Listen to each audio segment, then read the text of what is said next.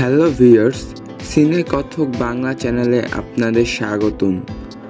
আশা করি আপনারা সবাই ভালো আছেন। বন্ধুরা, ছবি শুরুতেই আমাদের একটি বৈঠক দেখানো হয়। এই বৈঠকে অনেক রাজনীতিবিদ এবং জাতীয় নিরাপত্তা অফিসাররা উপস্থিত ছিলেন। তাদের কিছু ক্যাপ্টেনকে সন্ত্রাসীদের দ্বারা গ্রেপ্তার করা হয়েছিল। তারা তাদের মুক্ত করার পরিকল্পনা করছিল। ক্যাপ্টেনদের অপহরণ করা হয়েছিল এবং তাদের 5 মাসের সাজা দেওয়া হয়েছিল। এখানে জন হিউন নামের একজন ব্যক্তি ছিলেন, যিনি নিরাপত্তা সংস্থার প্রধান এবং তিনি পরবর্তী প্রধানমন্ত্রী হওয়ার জন্য প্রস্তুত ছিলেন। তিনি ক্যাপ্টেনদের বাঁচানোর পরামর্শ দেন, যা বাকিরা পছন্দ করেনি। কিন্তু তার সহকারী ওন সবাইকে বিষয়টি ব্যাখ্যা করে। তিনি এমনকি তার বসের কথার মানে পরিবর্তন করে দেন, যা সবাইকে একমত করায়।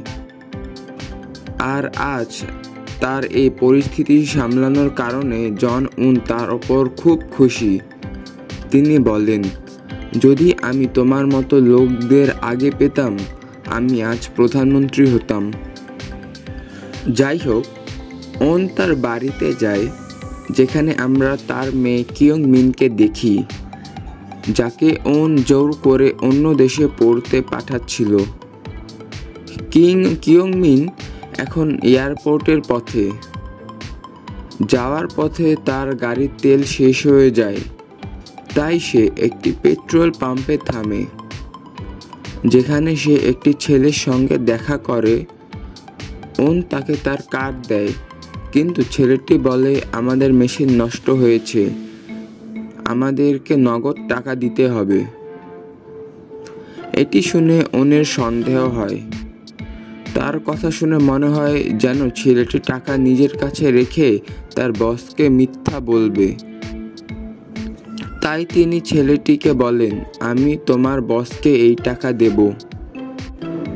গাড়ি চালানোর সময় রেডিওতে ঘোষণা দেওয়া হয় যে অল্পক্ষণ পর ভীষণ কুয়াশা আসছে।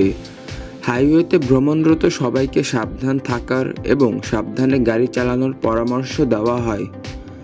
কিন্তু মানুষ সাধারণত এমন কথা শোনে না। এক পাগল স্ট্রিমার হাইওয়েতে দ্রুত গাড়ি চালাতে শুরু করে। কুয়াশার কারণে সামনে কোনো গাড়ি আছে কি না তা না জেনেই সে দুর্ঘটনা থেকে নিজেকে বাঁচাতে সক্ষম হয়, কিন্তু তার গাড়ি রাস্তার মাঝখানে আটকে যায়। এর ফলে একটি গাড়ি তার গাড়ির সাথে ধাক্কা খায় এবং পিছনের গাড়িগুলো একের পর এক একসাথে সংঘর্ষে জড়িয়ে পড়ে এবং ভয়ানক একটি দুর্ঘটনা ঘটে।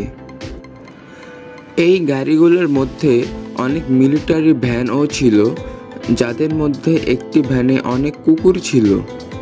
পেট্রোল পাম্পে ছেলেটিকে দেখা যায়, যাকে তার বস বকাঝকা করছে টাকাটা না নেওয়ার জন্য। এতে মেয়েটির দোষ ছিল না।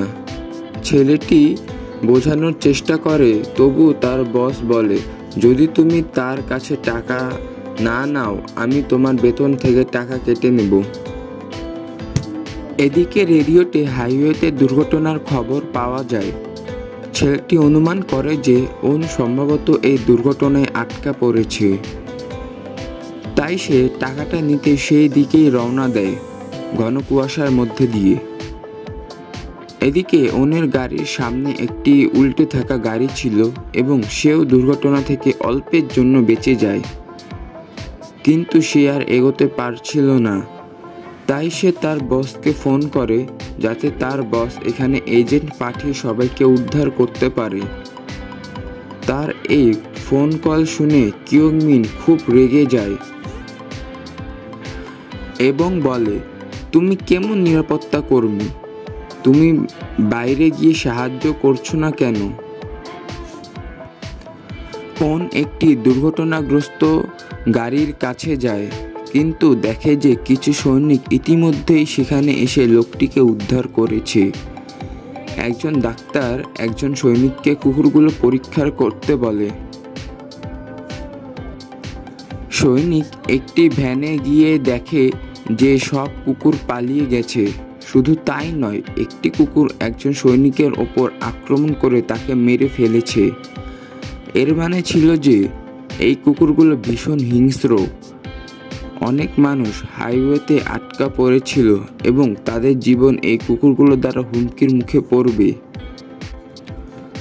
ওন আবার তার বসকে ফোন করে এবং ডাক্তারকে তার গাড়িতে নিয়ে যায়, কিন্তু ফিরে এসে দেখে যে তার মেয়ে কিয়ংমিন তার গাড়িতে নেই, যা তাকে আতঙ্কিত করে।